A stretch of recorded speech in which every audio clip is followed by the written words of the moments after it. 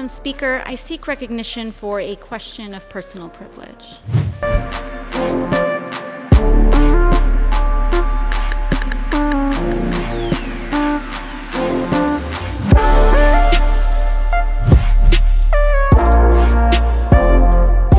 The chair has been made aware of the valid base for the gentlewoman's point of personal privilege.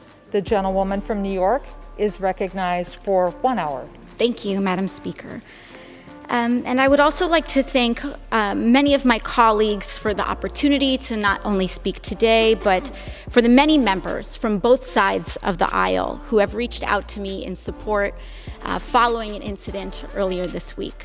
About 2 days ago, I was walking up the steps of the Capitol when Representative Yoho suddenly turned a corner, and he was accompanied by Representative Roger Williams, and accosted me on the steps right here in front of our nation's Capitol.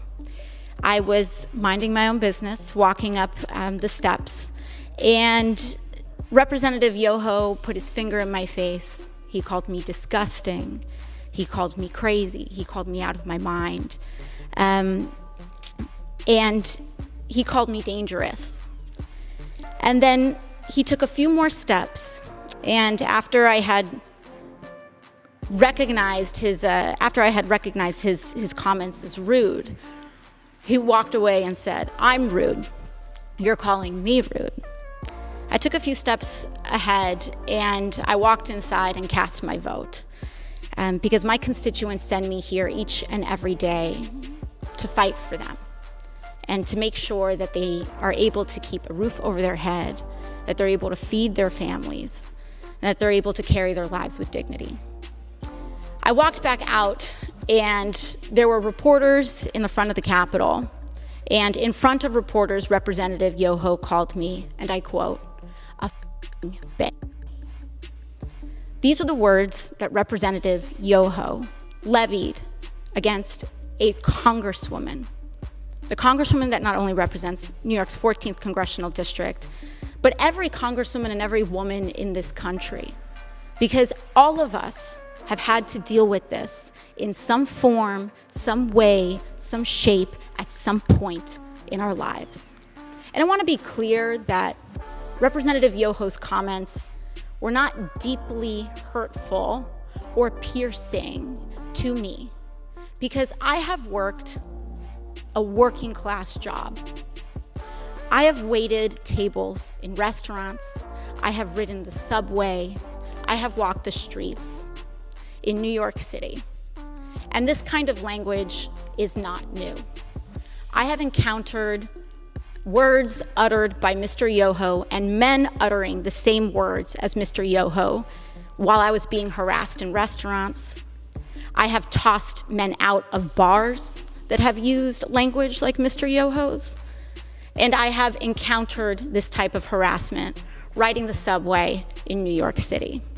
This is not new, and that is the problem. Mr. Yoho was not alone. He was walking shoulder to shoulder with Representative Roger Williams.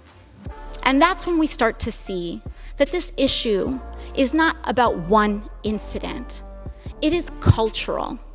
It is a culture of lack of impunity, of accepting of violence and violent language against women, and an entire structure of power that supports that.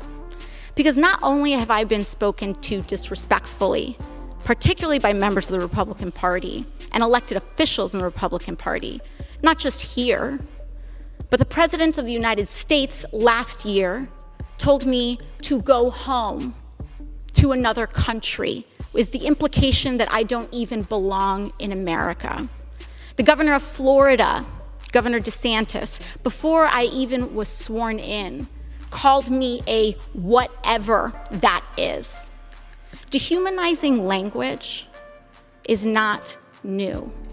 And what we are seeing is that incidents like these are happening in a pattern. This is a pattern of an attitude towards women and dehumanization of others.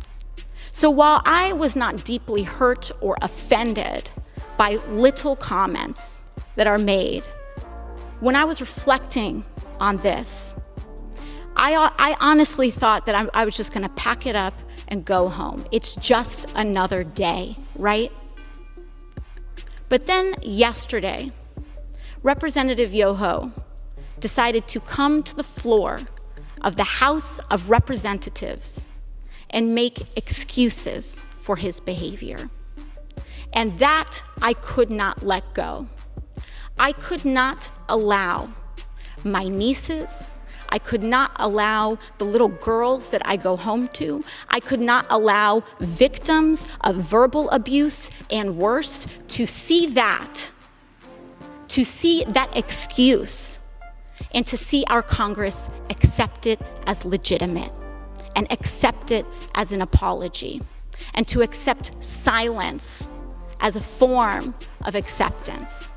I could not allow that to stand, which is why I'm rising today to raise this point of personal privilege. And I do not need Representative Yoho to apologize to me. Clearly, he does not want to. Clearly, when given the opportunity, he will not. And I will not stay up late at night waiting for an apology from a man who has no remorse over calling women and using abusive language towards women. But what I do have issue with is using women, our wives and daughters, as shields and excuses for poor behavior. Mr. Yoho mentioned that he has a wife and 2 daughters. I am 2 years younger than Mr. Yoho's youngest daughter.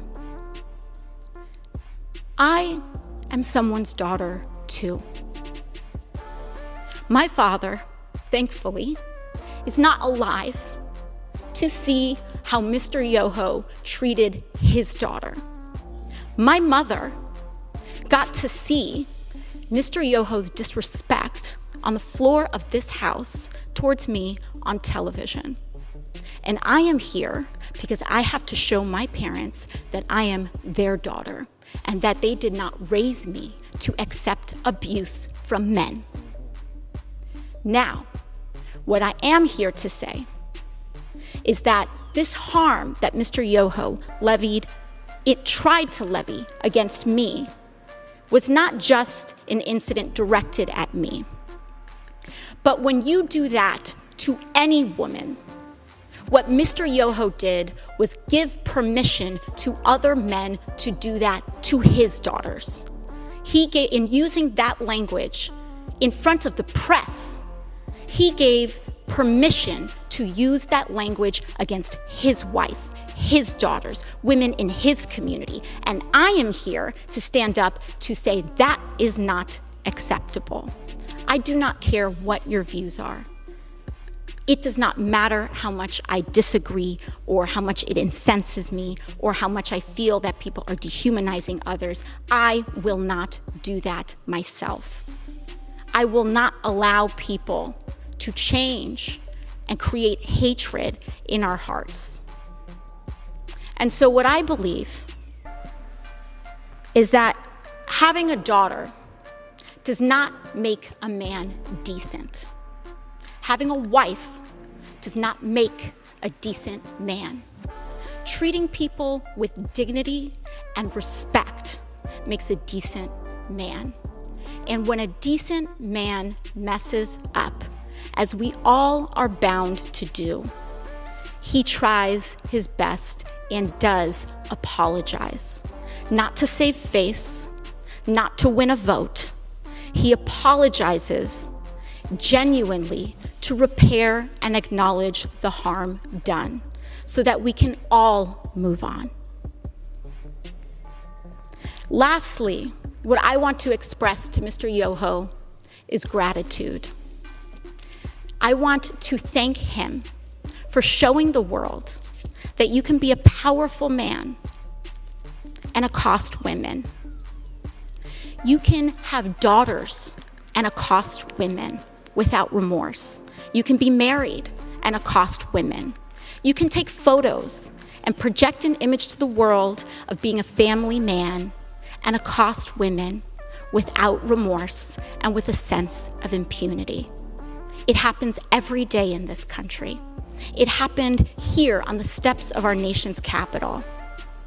It happens when individuals who hold the highest office in this land admit to hurting women and using this language against all of us. But once again, I thank my colleagues for joining us today